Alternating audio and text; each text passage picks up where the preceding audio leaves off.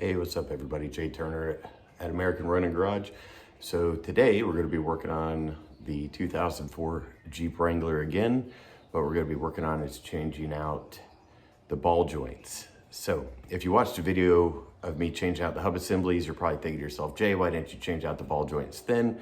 Well, that was a couple months ago, and I thought that the ball joints were okay. The driver's side ball joint ended up being a little worse than what I thought, so I figured I'd go ahead and change them out. So that's the upper ball joint.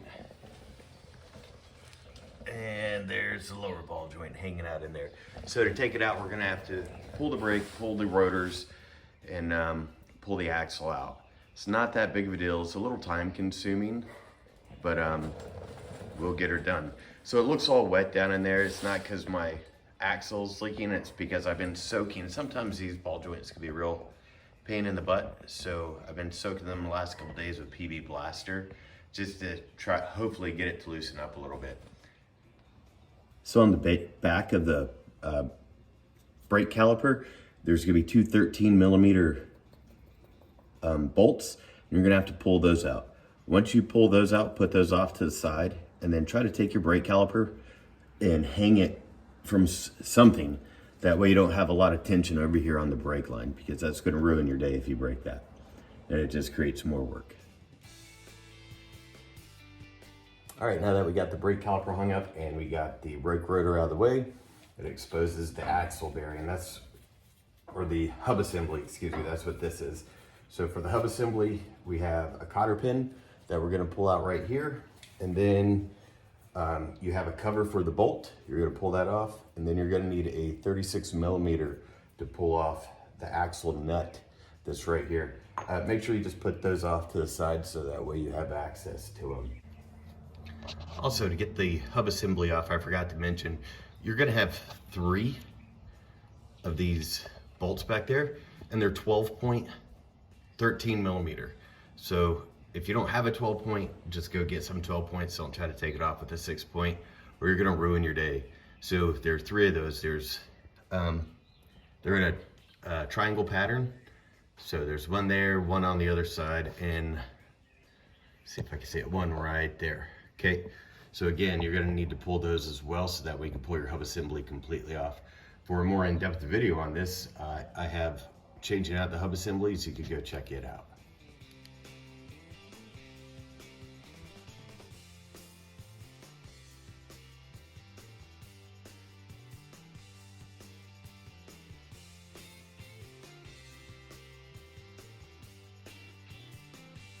What I forgot to mention is the nut on the back of the ball joint is going to be a 7/8.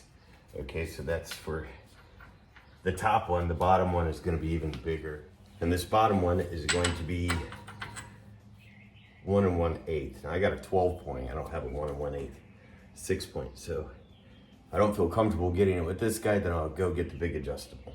But we'll see where she goes. Hopefully I don't screw this up. So I really don't want to strip that guy out.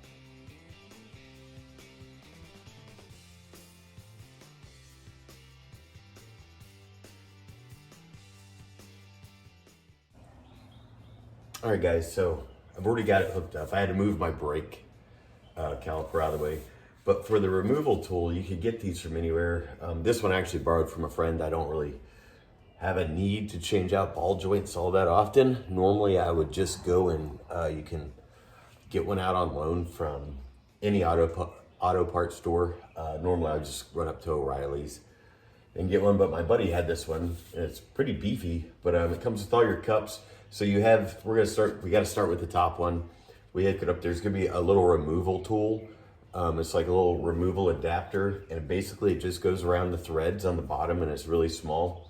I know I don't have a whole lot of light in here, so let's see if this makes a difference here. So you can see that this is the remover adapter, and then on top is a cup, and then a spacer, okay?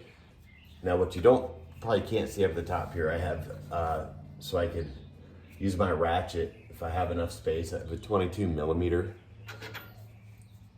on it that I'm just sliding over the top so I can ratchet it. If not, you can just use a wrench and tighten it down off of the wrench. And what you're gonna do is this is gonna compress the ball joint up and it'll pop out into this cup. Now, if you can't get it all the way, we'll see how this one works, but it looks like I shouldn't have a problem with squeezing it, because all it's going to do is work like a C-clamp and just press, press, press, press, press. You'll feel it'll be really tight, and then we'll pop the top one out. Then for this bottom one, what we're going to have to do is push it down. So we're going to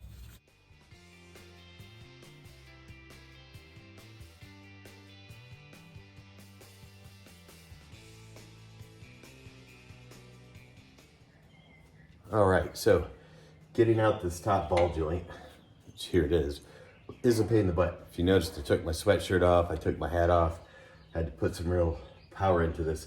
I did take a piece of 2x4 because this is rotating around and I didn't want this just pressing on my springs. So I took a piece of 2x4 and I wedged it in there so that way it would rest on this housing right here instead of pushing right up against my springs. And where the sway bar mounts right there. So you're gonna hear a couple pops. The first pop is gonna terrify you. The second pop is gonna scare you. That's normal, it's natural. The whole thing is gonna come loose. When you hear the first pop, this thing's gonna come loose and you're gonna freak out a little bit. That is this ball joint unseating, okay? So just be prepared for that. I forgot to mention that at the beginning, and I forgot how loud the pop is, and so it startled me too. And I've done this a few times on different vehicles, and I forgot. I was just like, oh man, I just broke something.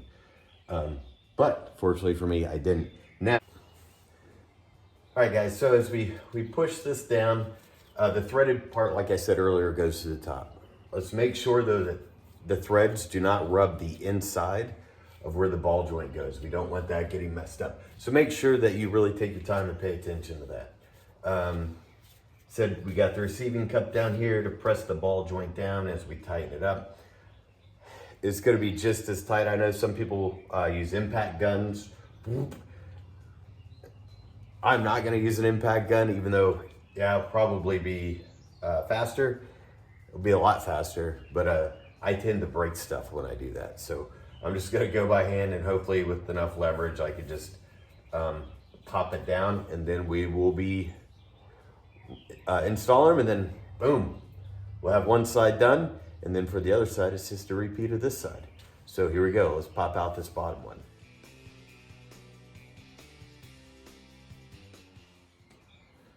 All right, so I ended up pulling off the bottom. I'm not too sure what you call this thing, but I pulled it off. I was having a hard time because this thing kept wanting to push up against the end of the ball joint. So I just put it flat because you'll see it in a second. It just made the pop I was wanting you guys to hear, but let's see if I can get it to pop again. I'm more worried about it rubbing the inside of the ball joint. All right, here we go.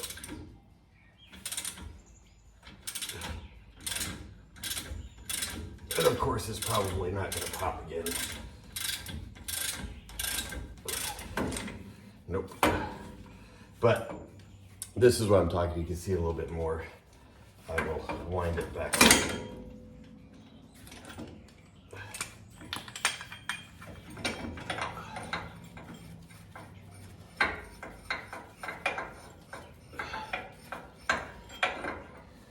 I ended up just taking the spacer off and just compressing it with this part. All right, now that the fun part is over and you didn't hear any of the pops from my end, you can see just, you shouldn't be able to move it around like a joystick like that. That tells you how bad it is. Now, before I go to insert the new ball joints, I'm gonna clean the rust and corrosion and everything out of here. So that way it makes it go in a little bit easier, because you're ultimately going to be fighting a little bit of rust and corrosion. And I'm also going to use just a little bit of multi-purpose grease on the inside, just to lube it up to help putting the ball joint, compressing it into the mount a little bit easier. So what I like to use just a round wire brush and put it on the end of my drill, and I'll just clean it up that way. I know some people use really whatever they want, but what you don't want to do is elongate this hole right here on the top or the bottom, because you're gonna make, it won't seat properly, and then you're just gonna have problems from there. All right, so like I said in the beginning of this video, I'm going with the rough country ball joints. Now there's a few differences with these ball joints than the stock ones. Like, I don't know if you can tell, these have this little groove that goes all the way around, where the original ball joints that go all the way around are smooth. So I don't know how I feel about that, honestly, but they're the ones that I got, so I'm gonna put them in. And then they also, this is the bottom ball joint. They have this little spot for a Zerk fitting, which is kind of nice because the original ball joints normally are just flat. So when you install it, you'll install it with the Zerk fitting going towards the rear of the vehicle. And just one other thing of note. So if you look at the two, one's taller than the other by quite a bit. The tall one with the Zerk fitting hole on top goes in the top. So it will go this way, and this one goes this way. And remember, the instructions do say, make sure that this Zerk fitting hole points to the rear of your vehicle.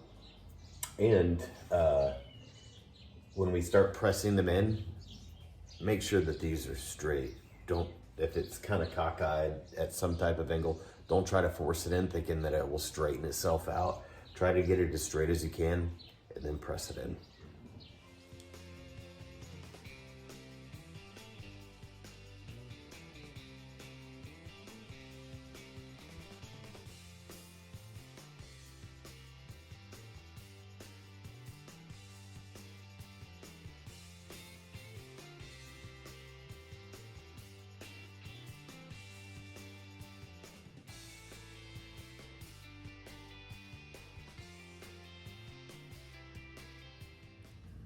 All right, so I got the upper and lower ball joints in.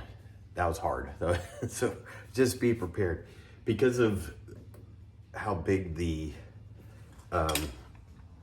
tool was and the angle, I had to, without pulling apart my fender, I did have to jack up the Jeep a little bit more, but I ended up having to tighten down the upper one with an adjustable wrench, and I couldn't get any leverage on it.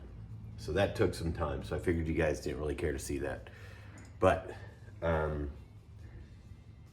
yeah, it's in. It's gonna take some time. This is one side. I still have the other side to do.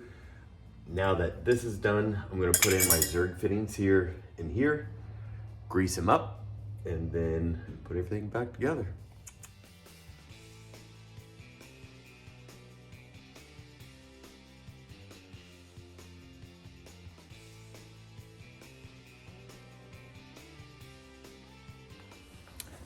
So in the instructions for this little Zerk fitting right here, it says, you know, face it rear, and I did because here's a little tab.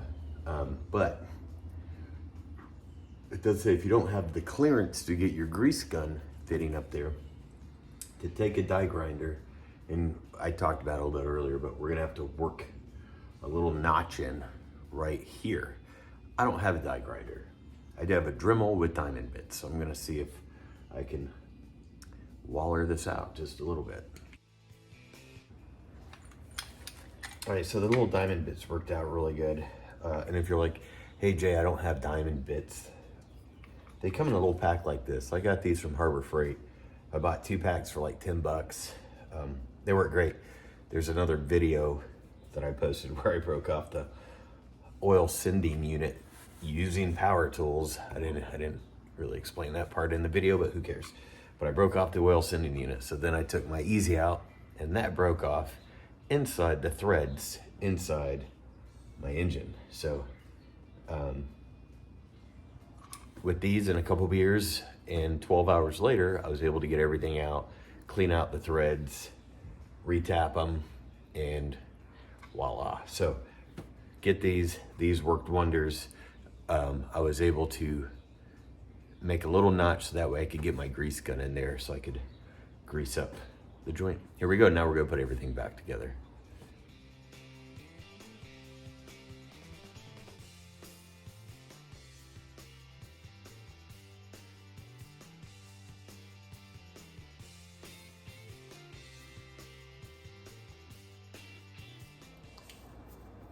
All right, now that we got the knuckle back on, I started with the bottom bolt, just brought it up.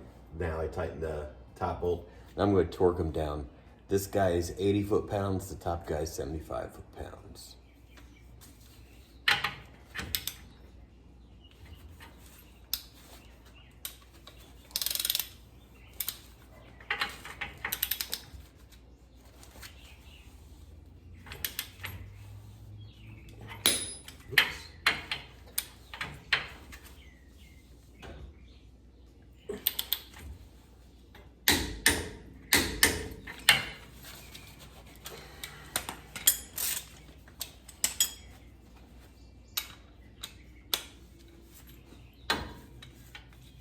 Let me change that torque, almost got myself.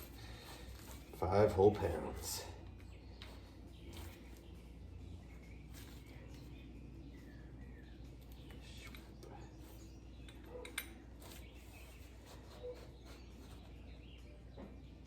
There we go, 75.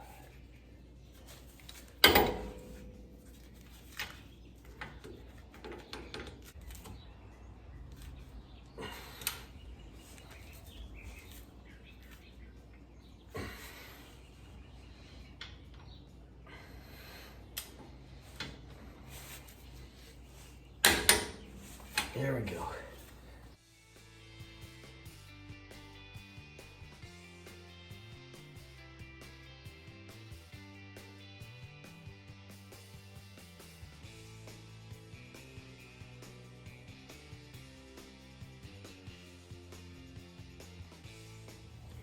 All right, those back bolts that hold the back of the hub assembly on, those get torqued down to 75 foot-pounds.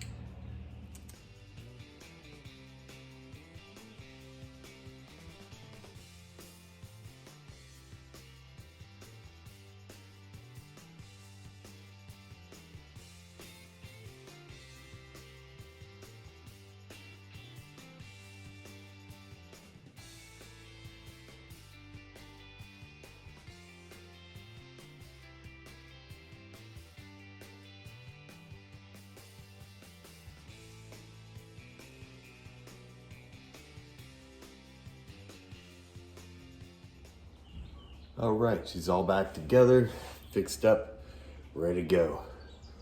All right, what a job. But stick with it. Times are gonna get tough sometimes when you're working in your garage. Don't quit, it'll all be worth it at the end. On a scale of 1 to 10 of hardness, this is 2.5 beers. Take it easy.